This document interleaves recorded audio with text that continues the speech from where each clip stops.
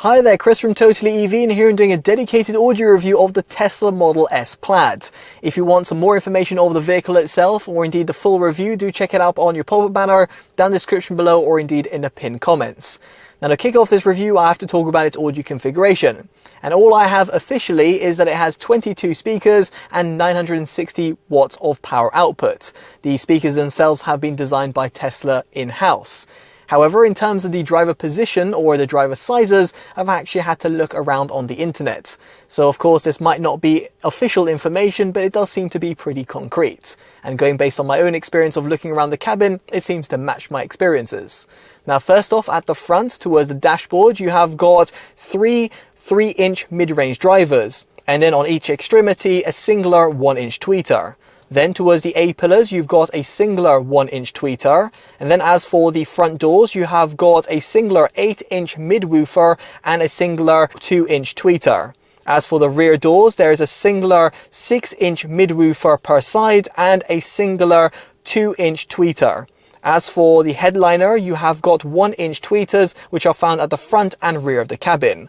Speaking of which, at the back, you have got two 3-inch mid-range drivers which are positioned within the actual boot trim itself, and then you have got a singular 8-inch subwoofer in the underfloor compartment.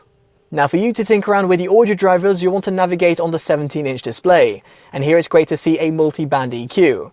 Now bearing in mind these are my own settings, so of course you'll have a different hearing range, so feel free to play around with it to your own heart's content.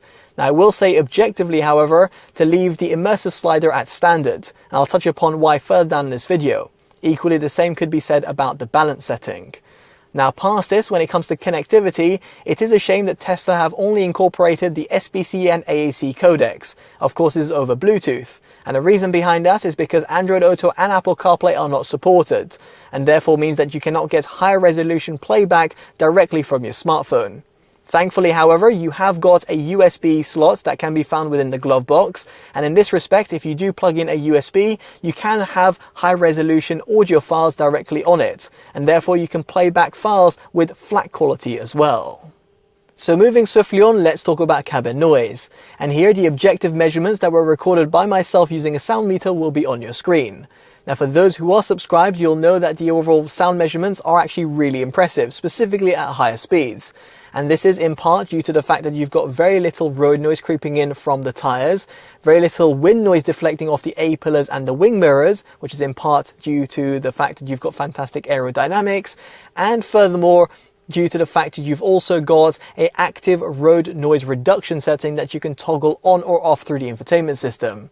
This effectively uses the built-in microphones that are positioned within the headrest to give you an even more serene in-cabin experience. This is really notable when you're driving on the motorway, where you've got the sort of low-end hums that can be heard throughout the cabin. Certainly something worth enabling, and there's no sort of inherent disadvantages of having it permanently enabled.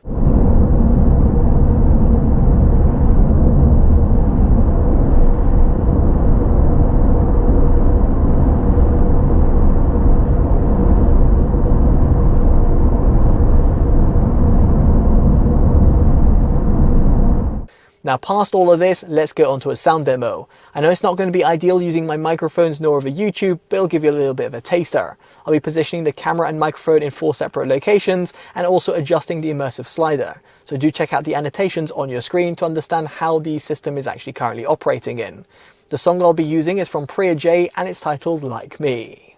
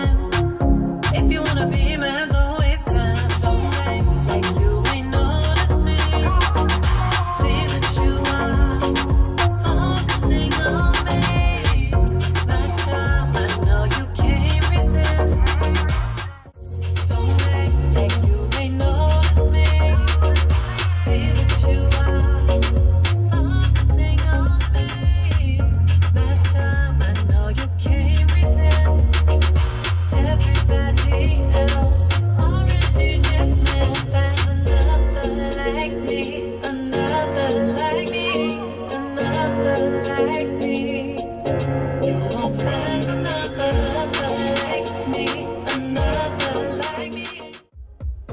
Don't act like you ain't noticed me. Say that you are focusing on me. My charm, I know you can't resist. Everybody else is already dismissed. Find another like me, another like me, another like me. You won't find another. Now, I'm not really sure how much you were able to attain from that audio demo, so let me get onto my subjective opinion. Now, first off, in terms of the sub-bass tones, they can definitely be heard and felt, and it's great to see the addition of the subwoofer in the boot. However, I will say that if I'm comparing it to some of the top quality systems out there when it comes to delivering a good low-end prowess, namely, for example, the Name audio system in the Bentley Bentayga hybrid, or for example, the one that's found via Bowers & Wilkins in the BMW i7, I don't think it quite competes. Indeed, here it feels a little bit cut short and doesn't have that sort of low-end rumble that you might expect. Of course, you can go completely ham on the subwoofer EQ setting, but this will take away from the overall control that it has. Speaking of which, over here, the mid-bass impact is done to perfection. I actually reduced a few notches via the bass EQ, but I did feel that it was very hearty and punchy, both at the front and rear of the cabin. Here I had got no complaints whatsoever, both in terms of the quantity and the quality. Now, as for the mids, they are slightly pushed back if I'm comparing it to the likes of the system that's found in the BMW i7, but it's otherwise exceptional. See here, it completely trumps the likes of the Audi e-tron GT or the GT RS and the Porsche Taycan or the Taycan Cross Turismo, be it the Bose or the Burmester system or in the B&O or the stock audio system that's found within the Audi.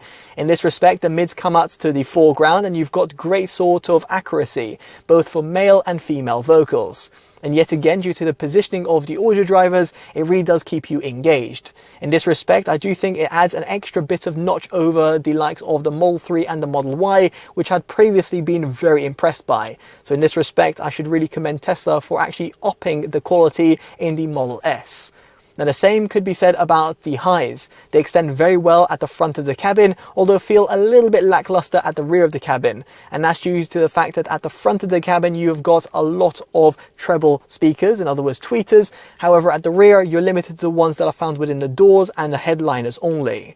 Nonetheless, over here, it's still very impressive across the range, and I would say it goes toe-to-toe with some of the best audio systems out there on the market. So finally, we get onto its soundstage. And here is a department that I normally commend Tesla for, specifically given the Model Y and the Model 3 completely obliterate anything in their price categories. However, given the Model S Plaid is in a completely different price bracket, it is worth considering some of the alternatives. And in this respect, the one that really comes to mind in the fully electric market is the BMW i7 Bowers & Wilkins system, which I've referenced quite a few times. Now, in this respect, it is because that the overall sound is a little bit unidirectional and doesn't really have that sort of fulfilling experience. So let me explain. First off, in terms of the balance setting, I left it in terms of its center position. The reason behind that is because when I did move it towards the rear, and therefore gave me a little bit of extra sound coming from the rear speakers, it took away from the mid-range accuracy. So therefore, I actually preferred to have better mid-range accuracy rather than getting that little bit more of that enveloping omnidirectional sound. On that note over here, in terms of the immersive slider, if I were to fully disable it, I would have too much of a unidirectional sound coming from the front of the cabin, and therefore had a bit more of a reference sound. However, when I went to the other side of the spectrum and therefore added the full immersive sound, I had a little bit of an odd reverb and somewhat of a fishbowl effect. So therefore I went for a happy medium and went to the standard mode preset, which sits slap bang in the middle. And indeed, this is probably what Tesla wants you to actually incorporate, because you're getting a good sort of reference sound without having too much of a unidirectional sound. Now, ultimately, what I'm trying to say over here is that the audio system that's comprised within Tesla Model S Plaid is very impressive and therefore gets our Best Buy award. It's far superior than the alternatives, and by that I mean the Audi e-tron GT or the GT RS or the Porsche Taycan or the Taycan Cross Turismo, be it the Bose or the Burmester audio system. The Model S Plaid is far superior. And in comparison to the Model 3 or the Model Y, it's a tad bit better, but not so much better that I would say, oh, it's a life-changing experience if you're sat in the Model S. In this respect, if you really do want to have that audiophile experience and a fantastic benchmark for audiophiles out there, you want to look at the BMW i7, more specifically the Bowers & Wilkins system. Now, I'd be curious to know what you make of the audio system down in the comment section below, and how you feel it compares to some of the alternatives out there on the market. Now, it goes without saying that if you've liked this independent detailed review, definitely do consider dropping a like, subscribing and hitting that bell notification, all of which would be greatly appreciated. As such, I've been Chris from TotallyEV, and I'll hopefully see you in the next one. Take care of yourselves, and goodbye.